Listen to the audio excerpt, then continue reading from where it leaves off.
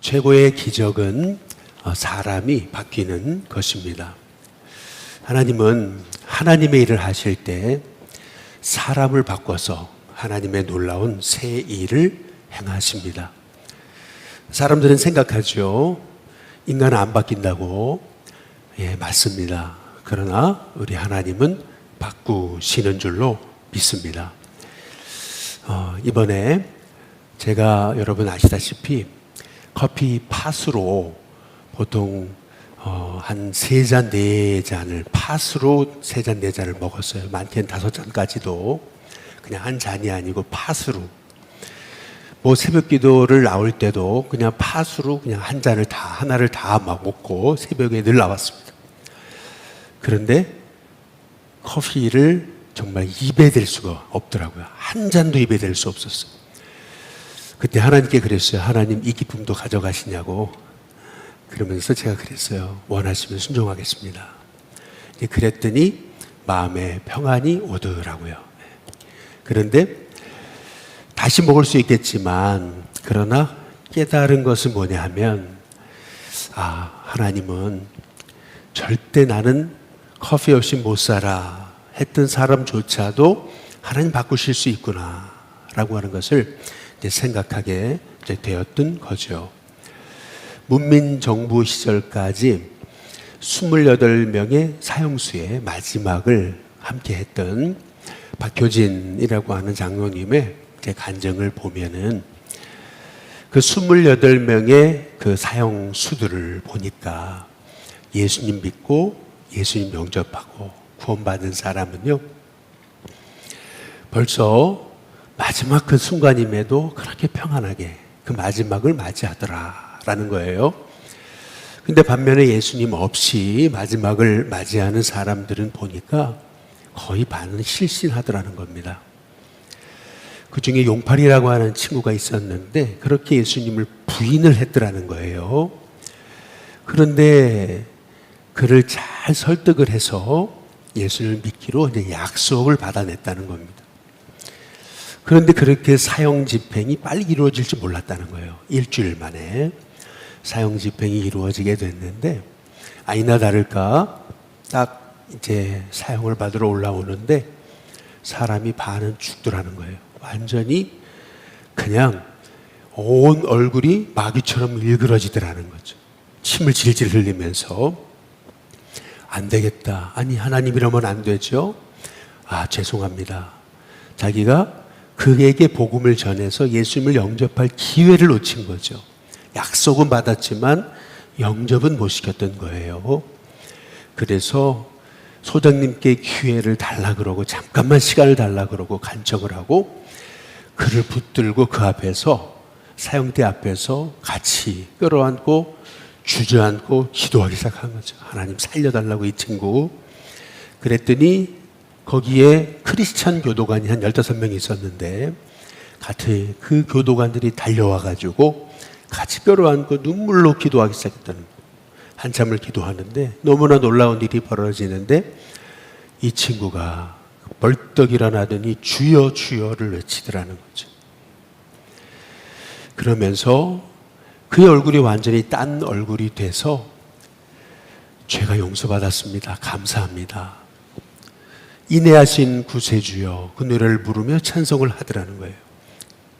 춤을 추더라는 겁니다. 아니 무슨 쇼를 하나 이렇게 봤는데 그게 아니고 정중하게 소장님께 감사하다고 죄송하다고 사람들께 감사하다고 죄송하다고 그 모습을 보고 안 믿는 소장님까지도 그 앞에서 눈물을 흘리게 되더라라고 하는 거죠.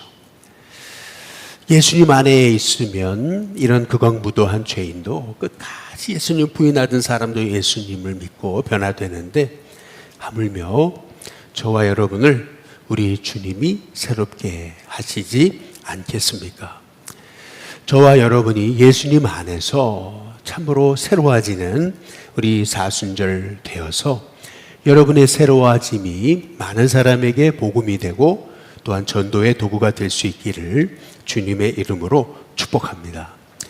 사람이 바뀌는 최고의 기적 중에 하나 오늘 말씀을 통해서 보게 되는 건데요. 그게 바로 알페의 아들 레위의 변화였던 것입니다. 레위가 누구냐면은 마태복음 9장 9절에 보면은 이 사람이 마태였던 것을 볼 수가 있습니다. 마태복음의 저자 이 마태가 레위였던 건데요. 어떻게 보면은 이 마태의 변화는 정말 기적이었습니다. 최고의 변화 중에 이제 변화였던 거죠. 왜냐하면은 베드로, 야고보, 요한 같은 사람들은요, 배와 그물을 또 부모를 버려두고 예수님 따르잖아요. 그러나 그럼에도 불구하고 베드로와 요한, 야고보는 언제나 자기 어부의 직업으로 또 돌아갈 수 있습니다. 언제든지 돌아갈 수 있는 사람들이었습니다. 그러나 돈만 목표로 살던 사람이 이 예수님을 쫓는다, 세관의 직을 버린다라고 하는 말의 의미는 이제 다시는 세리가 될 수 없다는 뜻이었습니다. 당시에 세리가 세리의 직종을 버리면 다시 그 직업으로 돌아갈 수가 없었습니다. 그러니까 쉽게 말하면 이제 완전히 인생이 달라진 거죠. 배수진을 친 겁니다.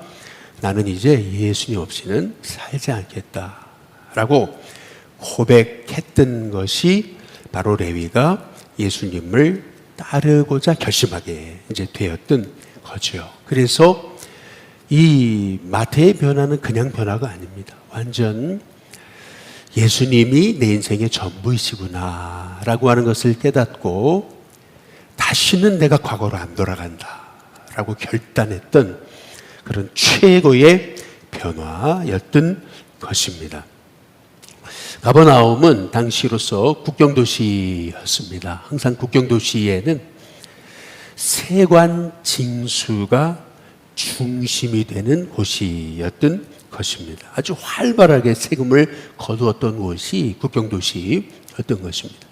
거기에서 세리의 역할을 했다는 것은 얼마든지 부자 될 수 있고 얼마든지 많은 재물을 착복할 수 있던 그러한 위치에 있었던 사람이었습니다. 로마에는 일정량만 바치면 되고 그리고 자기 백성들에게는 얼마든지 완전히 악랄하게 행동할 수 있었던 사람이 세리였던 것이죠. 로마도 문제 삼지 않았습니다. 그런데 예수님 만나고 그 전부를 포기한 거죠. 왜냐하면 예수님이 전부이셨으니까. 우리는 마태가 예수님을 만난 것이 얼마나 대단한 것인가 그의 상황을 조금 살펴볼 필요가 있습니다. 이 마태는 그 동네에서 아마 제일 미움받는 사람이었을 것입니다. 그냥 세금 걷는데 그냥 조금 걷고 말지 않았지 않겠습니까? 아주 거둘 수 있는 최대한의 선까지 사람들에게 세금을 거두었을 것입니다. 그래서 그리스의 당시 극작가인 루시안이라는 사람은 이런 얘기를 했습니다. 세리는 뚜쟁이다, 점쟁이다 라고 말했어요. 사회악이다. 근데 심지어는 이렇게 불렀어요. 간통죄를 저지른 사람이다. 이렇게 불렀습니다. 왜냐하면 로마에 붙어가지고 매국노의 역할을 하는 것이 꼭 간통죄를 저지른 사람처럼 비쳤기 때문이었던 거죠. 이 마태는 겉으로는 아무런 문제 없는 사람처럼 보였습니다. 아주 부유하고 잘 사는 사람처럼 보였죠. 그러나 마음 깊은 곳에 엄청난 마음의 상처와 아픔이 있었을 것입니다. 돈은 많이 벌었을지 모르겠어요. 그러나 아마도 그가 사람이었다면 자신의 직업이 자랑스럽진 않았겠죠. 자신도 자랑스럽지는 않았을 것입니다. 이 레위라고 하는 인생은 아마 친구는 이 일반 사람들 중에는 한 사람도 없었을 것이란 굉장히 외로웠을 것입니다. 왜냐하면 더러운 인간 취급을 받았기 때문에 그래요. 유대 당시에 더러운 사람하고 죄인과 어울린다는 것은 자기도 부정해지는 것이기 때문에 사람들은 절대 죄인과 가까이 하지 않았습니다. 철저한 외톨이 중에 하나가 바로 이 마태였던 것이죠. 윌리엄 보스라고 하는 구세군의 창시자가 활동할 때에 영국 성공에 이런 실제 일이 있었습니다. 런던에 사인 한 부인이 있었는데 중국인과 동거하며 살았습니다. 아이를 낳았습니다. 혼혈아를 낳았어요. 그러다 우연찮은 기회에 교회를 갔습니다. 예수님의 말씀을 듣는데 평안이 왔어요. 너무 좋아가지고 아이까지 이제 교회에 데리고 갔던 것입니다. 그런데 거기에 목사님이 하루는 이 여인에게 그러는 거죠. 당신이 우리 교회 안 왔으면 좋겠다. 아니, 여인은 너무 놀랐어요. 어떻게 목사님이 저러실 수 있지? 왜입니까? 정중하게 물었어요. 그랬더니 목사님이 하시는 말씀이 그렇더라는 거죠. 교인들이 안 나오겠답니다, 교회를. 그때 이 여자가 그런 얘기를 했다라고 하는 거예요. 선생님, 내가 교회 와서 죄인이라는 걸 알았는데 그러면 죄인이 교회 말고 갈 곳이 어디 있습니까? 라고 그렇게 얘기했다라고 하는 거죠. 다행히 윌리엄 보스라고 하는 구세군의 창시자를 만나 그는 그리스도인으로, 참 그리스도인으로 변화되게 됐다라고 하는 거죠. 이것이 바로 마태에게 일어난 일이라고 하는 거예요. 오늘 우리는 이 마태가 어떻게 구원받게 됐는가, 예수님은 마태를 어디서 구원하셨는가 주목할 필요가 있습니다. 마가복음 2장에 오늘 13절에서 14절에 보니까 예수께서 다시 바닷가에 나가심에 큰 무리가 나왔거늘 예수께서 그들을 가르치시니라 이렇게 말씀하십니다. 14절에 보니까 또 지나가시다가 이렇게 말씀하고 있습니다. 예수님의 전도 장소는 꼭 회당도 아니었고 꼭 집도 아니었고 꼭 어떤 특정한 장소만이 아니었습니다. 예수님의 전도 장소는 길거리도 전도 장소이셨다라고 하는 겁니다. 바로 이 알페의 아들 이 레위가 예수님을 믿게 된 거, 그곳은 어디였냐면 길거리였던 것을 볼 수가 있습니다. 바울이 얘기하잖아요. 때를 얻든지 못 얻든지 항상 복음 전하기를 힘쓰라고 그러잖아요. 어찌 보면 이것은 바울의 말이 아니었어요. 이것은 바로 예수님의 삶이셨던 거죠. 예수님은 이렇게 한 사람을 바꾸시기 위해 집이든 회당이든 어디든 마다하지 않으셨죠. 우리도 우리의 삶 자체가 때를 얻든지 못 얻든지 예수님을 증거하는 하나님의 종으로 살아갈 수 있게 되시기를 주님의 이름으로 축복합니다. 우리는 마태의 변화에 대해서 우리가 기억할 것이 있어요. 오늘 2장 14절을 다시 보시면은 우리 같이 한번 읽어보시겠습니다. 함께 읽습니다. 시작. 또 지나가시다가 알페의 아들 레위가 세간에 앉아있는 것을 보시고 그에게 이르시되 나를 따르라 하시니 일어나 따르니라. 나를 따르라 말씀하셨어요. 그랬더니 일어나 따랐다라고 말합니다. 그 가버나움에서 수많은 사람들이 예수님 믿고 변화되는 장면을 그는 목격을 했을지 몰라요. 중풍병자를 일으키셨대. 사람들이 만나기만 하면은 예수님 얘기를 했어요. 지금 이 알페의 아들 레위 마태는요, 예수님에 관해서 처음 들은 게 아닙니다. 예수님이라는 분이 사람을 바꾸시는데 만나는 사람마다 그렇게 감사하고 기쁘더래. 그렇게 예수님 믿은 사람마다 딴 사람이 되더래. 이 레위는 그 사람들이 그렇게 얘기하는 소문을 들었을 것입니다. 그러나 그는 죄인 취급을 받았습니다. 사람들이 가까이 하지 않았습니다. 얼씬도 하지 마라 그랬습니다. 그런데 그분이 날 찾아오셨어요. 그분이 날 만나주셨어요. 그분이 날 부르셨단 말이에요. 그날도 세관에 앉아있으면서 예수님 생각을 했을지 모르겠습니다. 그분은 어떤 분이실까? 나도 그분을 만날 수 있을까? 그런데 예수님이 그를 찾아오셨잖아요. 이거는 우연이 아니었어요. 그는 깨달았어요. 그래, 내 인생이 바뀌어야 된다고 말씀하시는 거구나. 그래서 레위는 자신을 전부를 주님께 올려드렸던 겁니다. 완전 자기가 가지고 있던 세상 가치를 다 포기했던 것입니다. 마태는 자기 자신의 그 세상의 가치를 포기함을 통해서 마태는요, 직업을 잃었습니다. 그 좋은 직업을 잃었어요. 이번에 들으니까 안산제일교회라고요, 고훈이라는 목사님, 유명한 목사님이 계세요. 시인으로도 활동했고, 이분이 은퇴 전에 사경을 헤매는 그러한 병을 얻었던 거예요. 사경을 헤매면서 이제 끝이구나. 그 사경을 헤매는 중에 예수님 찾아오시더라는 거예요. 그러면서 하셨던 말씀이 뭐냐면은, 난 널 위해 다 줬는데 넌 뭘 줬냐, 이렇게 얘기하시더라고요. 그때 갑자기 생각나는 게 뭐냐면, 자식들이 여러 있는데 한 사람도 주님께 바치질 않았더라는 거예요. 자기도 모르게 큰아들을 바치겠습니다. 그런데 그 큰아들이 누구냐면은 삼성의 임원으로 아주 활동하고 있던 잘 나가던 사람이었던 거죠. 내 아들에게 그 얘기를 한 거예요. 놀랍게도 그 아들이 그 아버지의 말을 받더라는 거죠. 그 좋은 직장을 포기하고 목사님이 돼가지고, 그래서 목회를 하기 시작하게 됐다라고 하는 얘기예요. 어찌 보면은 이 마태라고 하는 인생이 이제 그런 거죠.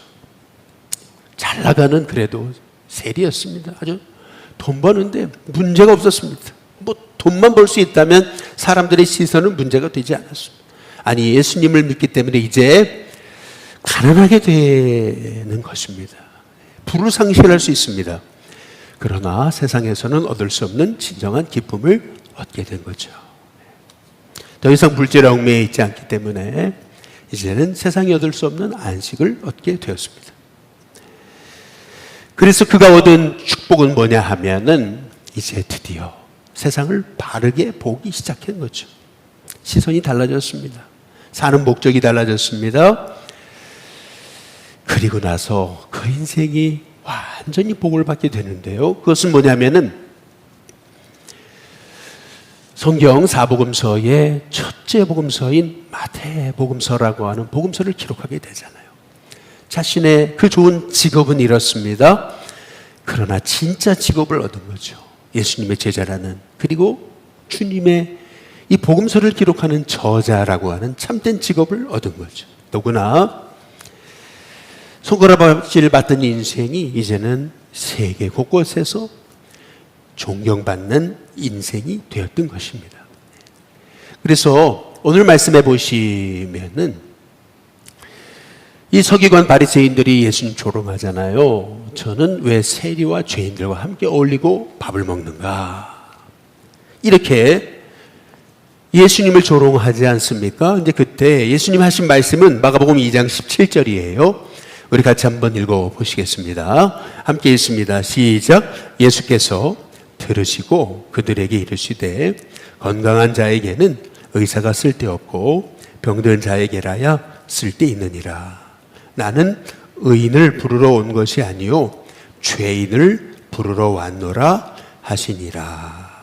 여기 보면 의인, 예수님은 의인을 부르러 오신 게 아니고 죄인을 불러 새롭게 하시기 위해 왔다, 이렇게 말씀하시잖아요.